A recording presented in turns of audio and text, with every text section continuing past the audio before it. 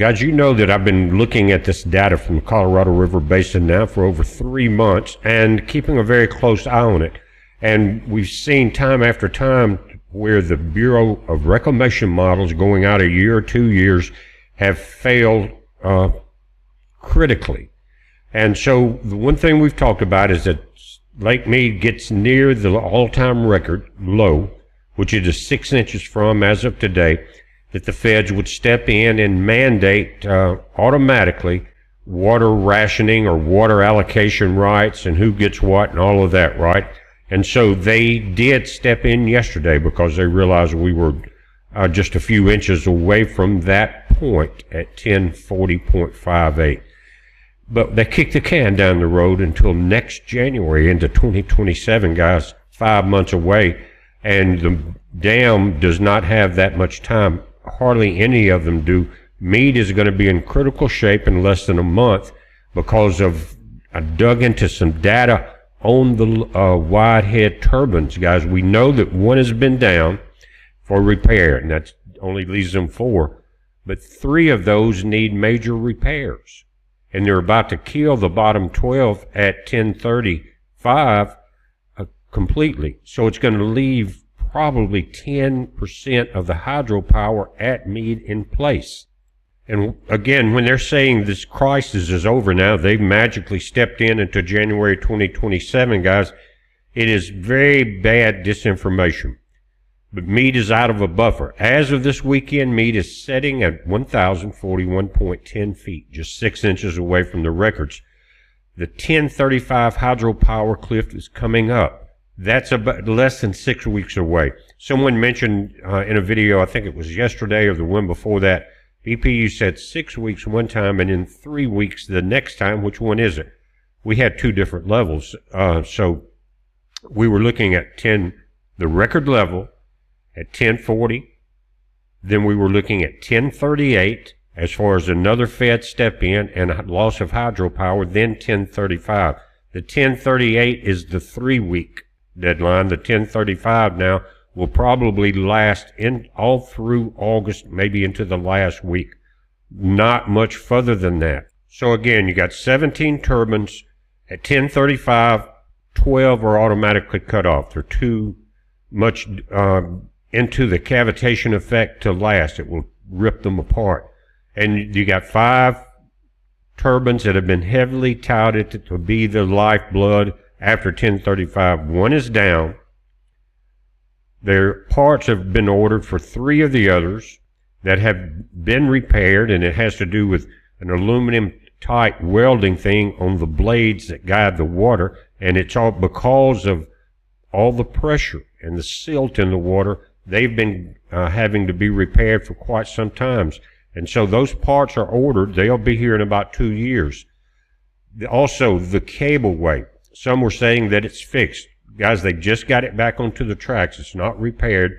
That is going to take about 2 years also. We don't have that much time. And especially when you're seeing the feds promise to step in and do something, they allow it to be, again, the can to be kicked down the road to January while all of the collapse happens. I don't know if it's planned. I'm not sure what's going on, but it's not the truth. And so the reason I have the video title as it is we're about to have a big tech collision. The power at Mead, guys, is almost going to be non-existent in less than 2 months. It's going to be terribly degraded just as we're hitting 1035. But the cavitation starts at 1038. Anyway, the power loss is going to be tremendous. If you look at the way that Hoover is set up, you have a Nevada side and you have an Arizona side. The Nevada side is on the right side of the dam if you're looking back downriver. And so if you look down at the base of the dam, you have almost matching power stations. In other words, you've got the big pin stocks that you see sitting outside that are almost drained to the bottom now. The water comes through there, then is piped under and through the dam into each of the side power stations. But one power station to the right feeds Nevada, the other feeds Arizona. Different turbines, different problems. And Nevada, a lot of times they'll say we're not that worried about it because their side has not been upgraded, like the wide head turbines on the Arizona side. That was supposed to happen, but they started on the Arizona side, then they ran into budget problems and have not upgraded the Nevada side. But now they're saying that because Vegas is tied into Nevada Energy, that it's not going to be hurt as much. But really, Nevada Energy gets a lot of backup hydropower during those peak hours from Lake Mead. Now, how is this going to affect the data centers? Guys, they are not going to have the power to complete these systems.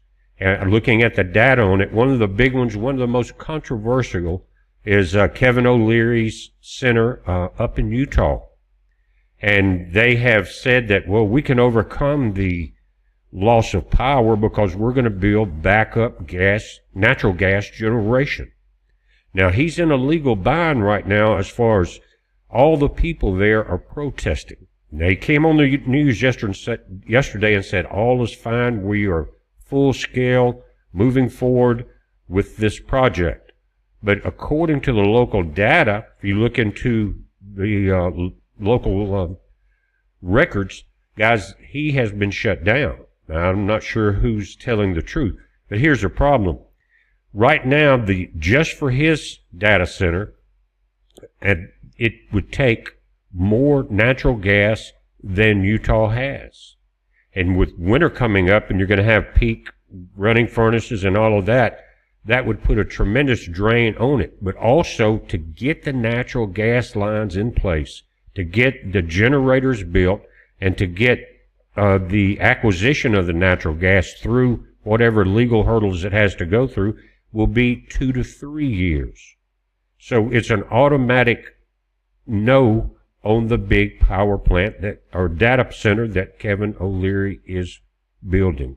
So you can kind of rest your mind at ease, because even if what they're saying is, okay, we may not have the power, but we're going to do it with natural gas, they don't have the natural gas. Utah does not have enough for them.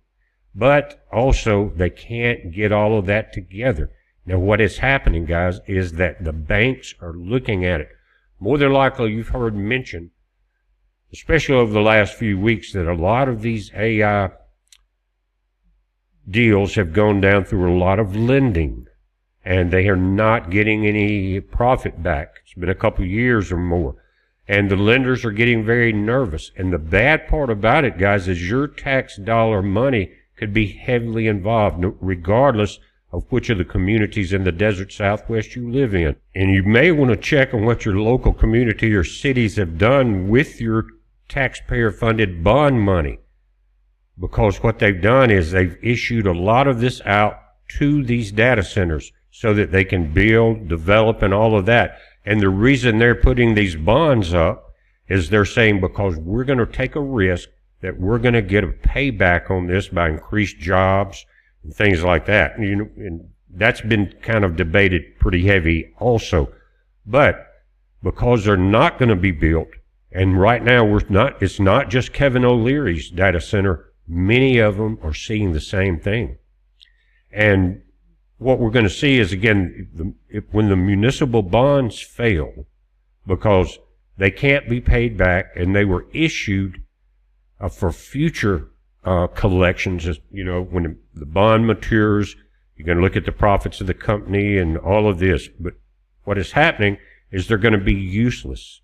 And what it does, and it started a long time ago, when you saw Phoenix, when you saw Vegas start to overbuild, they were trapped in this municipal bond loop. In other words, okay, we're going to loan some money out to this big direct building company or, subdivision company or whatever it is.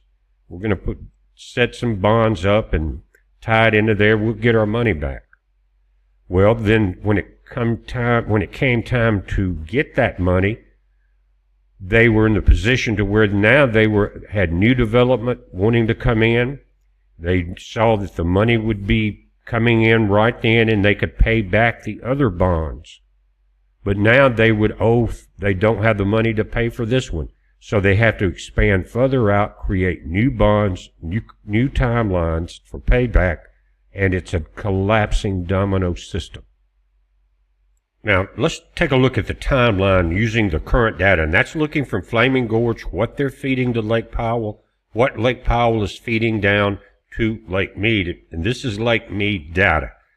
You've got an all-time record low of 1040.58 coming up in about 3 days or less than 3 days by August the 3rd. If you had regular summer heat, which we don't have, we're triple digits right now, no cloud cover, high winds, evap rate is high.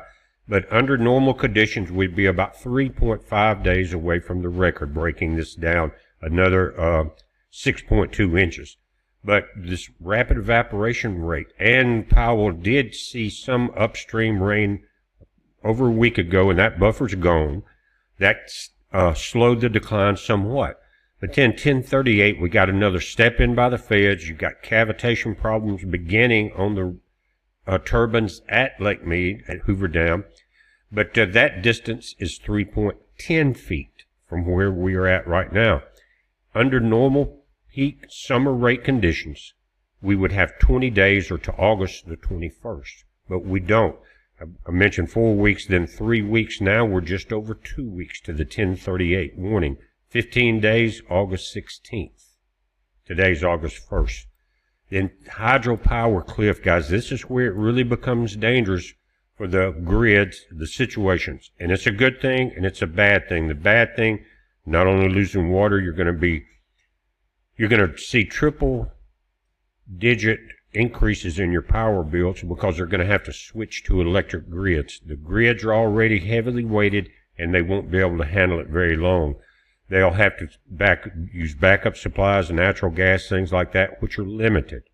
Now, the good part about it is a lot of these data centers now cannot be completed in time. But at 1035, which is 6.10 feet away, if you stay normal conditions, it would be 40 days away. But it is 4 weeks now at 30 days, August 31st. That's when trouble really begins, but 1038 is critical because they're going to have to start shutting down some of the intakes because cavitation and because of air being pulled in, cavitation will start to form. It's also a date of another Fed step in. But again, the one yesterday really did nothing. It gave them 5 more months of the people to argue. They did some allocation cutbacks. Arizona got the heaviest, but it's not going in force to January the 1st. How can someone run a country and be that naive of the numbers unless they're either their head somewhere else or they're not being fed the correct data? And just to give you an example of the turbine problems, guys, you have different unit names. If it's an A8 or an 8.9 or A5, it's on the Arizona side. Remember I said the left side is the Arizona side, the right side of the penstocks and of their turbines would have an N before it. So this is telling us two things. Nevada is not set up with these wide head turbines, period. They have never gotten to that point. You understand what I'm saying? And here, unit A8 is dead. That's the one that's down. That's the one that broke the cableway when they lowered that 9-ton door in there to seal it off so they could get to it. But A9 is logged with severe advanced cavitation design. That's another one. A5 and A6 shows these runners and their associated wicket gates are 43 years old. They have been operating completely outside of their design head range due to historically low water, placing immense physical stress on the assembly. This information, guys, is coming out of the Arizona Power Authority. Units A3 and A4, guys, some of these were smaller, but the A4 and A3 units are 33 years old and officially designated by engineers as ready for replacement due to extreme wear and tear from low pressure operations. Why has it been so much pressure on the low pressure systems, guys? Because those penstocks, the 4 tall towers that you see, they had to close the upper intakes almost immediately, long time ago, because debris was floating at the surface of the backed up water on the backside of the dam. And so that debris was getting into the penstocks, and it would damage the turbines if they allowed that. So they had to shut it off again. Debris, logs, and stuff float on the surface. So they had to shut off those intakes that you see in the penstock towers at the high levels. So for all of these years, they've had to rely on the lower penstock gates. And they say, well, we got 100 and something feet there between the bottom of the reservoir and the low penstocks, the low intakes. But there's 106 foot of compressed sediment there. And now that the lake is dropping rapidly, and if you see the videos from Joe at D-Tech or any of those guys, you'll see that mud bank around where it's drying out. That mud bank was not there when they built this. That mud bank is from deposits coming all the way from Lake Powell down through the Grand Canyon, picking up more silt and sediment and dropping it in crevices in Lake Mead. And what happens is Lake Mead starts to drop, and it's doing it rapidly. I'll show you the newest satellite images. The mud is pulled into it. So right now we could have dozens and dozens of feet of what's called a delta fluid flow. And that's when water starts to drop rapidly. The silt on top of these rock ledges and ridges and mounds is pulled with it. Again, delta flows, one way to look at it. So we don't have that much room at the bottom like they're saying. And we've got damaged units, and these are the ones that are going to be critical to the output. Because at 1035, the 12 bottom ones are gone, period. Then you have a weakened side, and these, notice again, they're all A numbers, guys, Arizona side, not the Nevada side. That's why I was saying, a lot of people say, that's okay, we've got Nevada energy here. But they use the hydropower at Meade, guys, for those very hot times where the grid's loaded down, you got the peak surges from air conditioning, things like that. So all of that will be degraded. And I have mentioned that when you lose the hydropower at Meade, you basically lost the safety line for the entire area of Phoenix and downstream towards, Las Vegas and downstream towards Phoenix. And the reason I know this, guys, is because they have contracts put out, the Bureau does. It says because these units have been subjected to water pressure far lower than what they were engineered for, they are experiencing extreme cavitation already, where vapor bubbles violently implode against the metal. Maintenance crews are using aluminum bronze overlay welding to temporarily pack the structural cavities and pits chewed into the guide arms. However, as the engineering reports explicitly warn, again, Bureau and the engineer reporting, but it says the wicket gates are almost all of these core units have surpassed their fatigue limits and require total replacement. None of it can be done without the 2-year wait on the overhead cableway. Nothing built on the planet, not even the giant helicopters, can get that much weight into a precise hole. In the bottom of those generator houses, they open a large door and the helicopter has a big giant helicopter, somebody mentioned that, would have to hover over that area, drop it into within inches of precise location and settings. But then if you include the pressure inside of the cliffs of that section, helicopter can't operate like that. Just too much. You start getting the downforce from the prop wash, and it pushes the helicopter back and forth and possibly down. There's no way other than to rebuild that cableway on the planet to get these turbines down there. And if you did a couple of years out, we're not looking at years. We're not looking at the 5 months that the Bureau just kicked the can with and walked away and started studying, I guess, blue pools and wars. But right now, the $52 million emergency funding package released last May was explicitly fast-tracked because federal engineers realize the older units are on the verge of complete structural failure. But with a standard 24-month custom manufacturing lead time, again coming from the Bureau, these multi-ton stainless steel runners The hardware patches cannot arrive before the water hits the cliff this fall. But the Bureau is fully aware that the hardware is failing from the inside out. In June 2026, and on June 1st is when we crossed the 1050 mark, they issued an emergency sole source procurement solicitation to immediately manufacture entirely new turbine runners for units A2 and N7 to try to stabilize the falling capacity.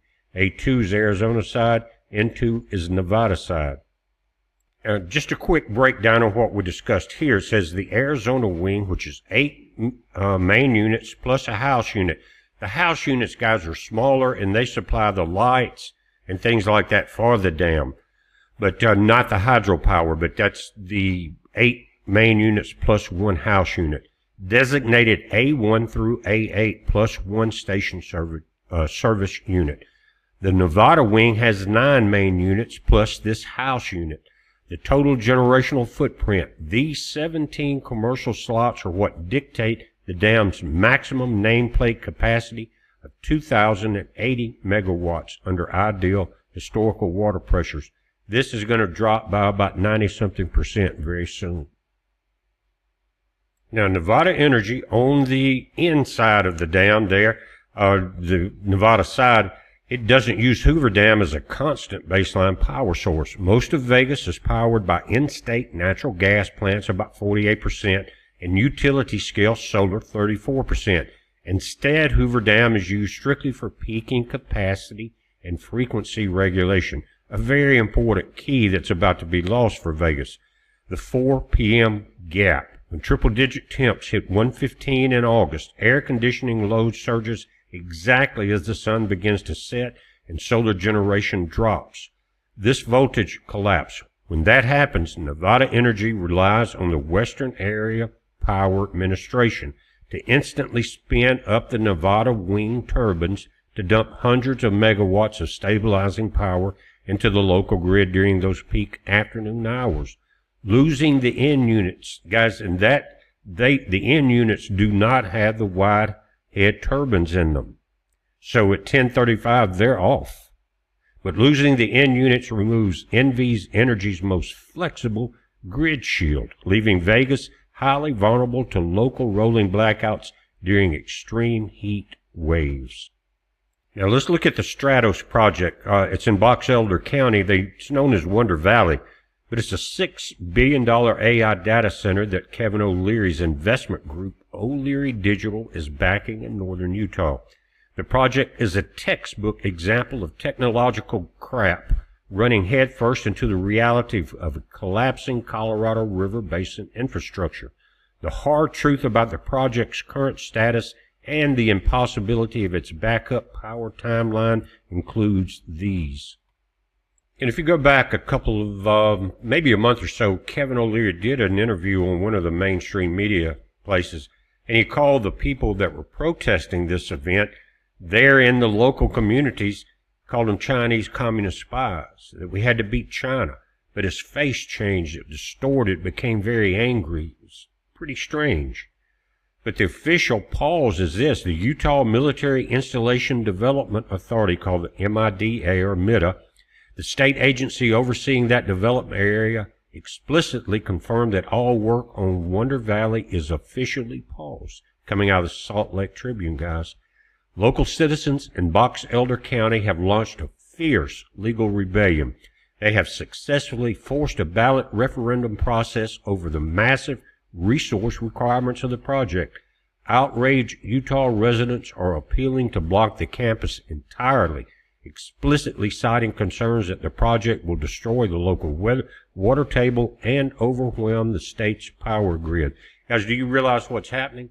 They borrowed billions to build these centers, which now they're going to lose that money, and they're going to lose their data centers and their money at the same time. Greed has a karma, and we're seeing that come around. They thought they would be the global empire leaders, the first one to reach the most powerful AI. They had to rush.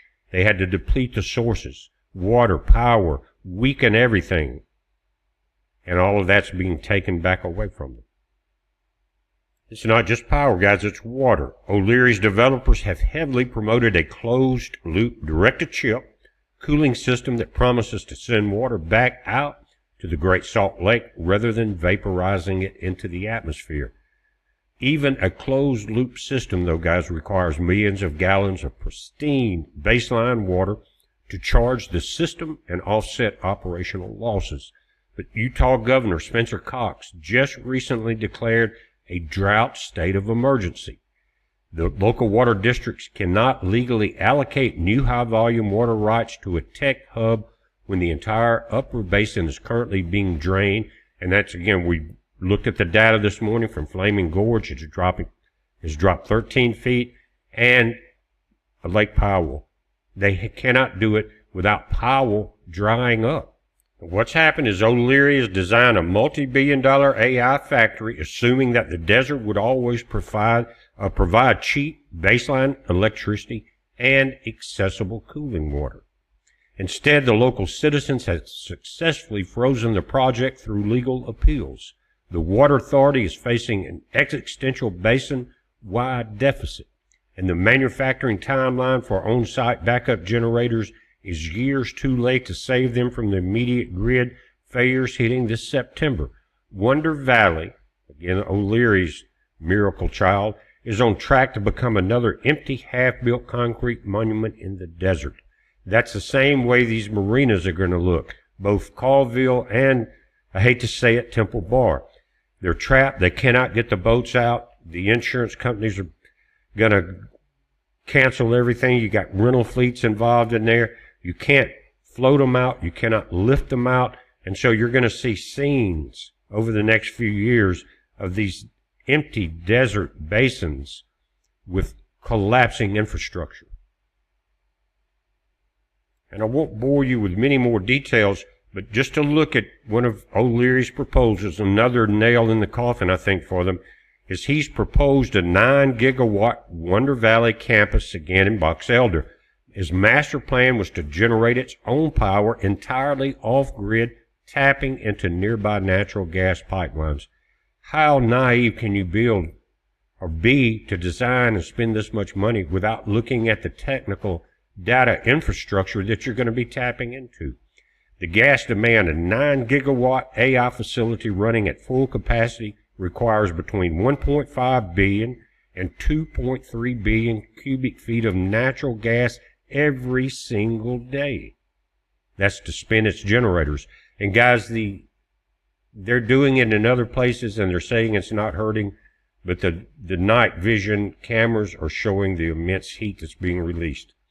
Developers are looking to revive and exploit what they call the Ruby Pipeline, an interstate gas line that cuts through northern Utah and can transport up to 1.5 billion cubic feet of gas. But the deficit, the math is broken from day one. The entire physical capacity of the Ruby Pipeline is smaller than the peak fuel demand of this single-day center campus. If you turned on O'Leary's generation to full blast, they would literally suck the Ruby Pipeline completely dry, leaving zero gas for any downstream users in the entire western U.S. No heat, anything. Now I want to end this, but I want to show you the newest Copernicus browser images, 300 miles up. This is Temple Bar Marina. You've seen it before, but this goes back, 3 days to July 28th. And what you're seeing here, here's the marina, and all of this used to be water. Here's the Temple Bar up here, and it used to have the lakeside diner right there. Still there, just not lakeside. And right here you see a very dark streak. That is the only channel out now. This boat is the tire wave break. Cannot get out this side now, and only smaller boats here. But you see this murkiness coming down the Colorado River and being pulled off the sides. Guys, you know that's the Delta flow mud that I'm telling you about, the silt that's now being pulled from the very areas that we've seen. Again, Joey from DTEC, Vegas DTEC show, and people getting stuck in. We're trying to walk through it. As the water drops, it starts pulling this off of the side. That's why you're seeing a little bit of dark area where the boats can come out. But guys, this marina's full. It's large, It cannot be moved. The boats cannot be moved out. It's a trap. They cannot be hauled out. The mud along the edges would sink these large cranes that would take to lift up a 60-foot houseboat or smaller ones and lift it up onto a flatbed trailer. You can't even get to the water anymore. That is closed off.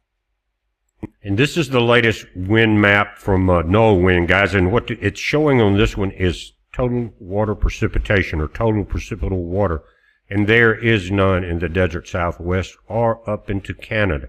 This is winds blowing at about 500 HPO, about 18,000 feet, and it's pushing all moisture over to the east side. This is set up. There's no moisture coming in right now, and it looks like it's going back to what we saw in June and early July. Complete overhead dome pressure, no moisture.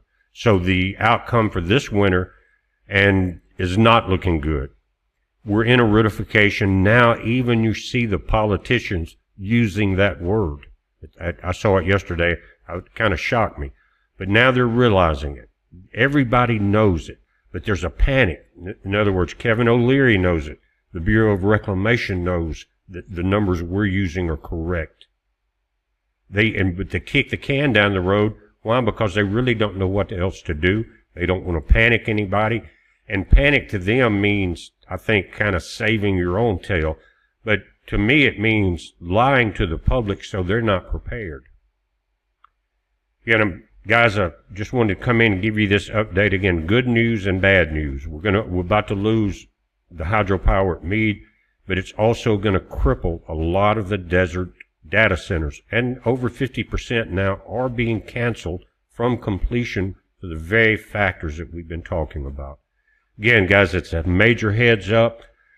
Be prepared in that area. When we're talking about 3 weeks for 1038, more cuts to come in, cavitation, then possible a collapse of total hydropower very quickly at 1035. Why? Because the remaining turbines are not fully repaired. They're going to be stressed to the max, and they're going to be reaching cavitation levels to where they have to shut them down completely. Again, we're watching it, guys. You watch it. It's a heads up. Be safe.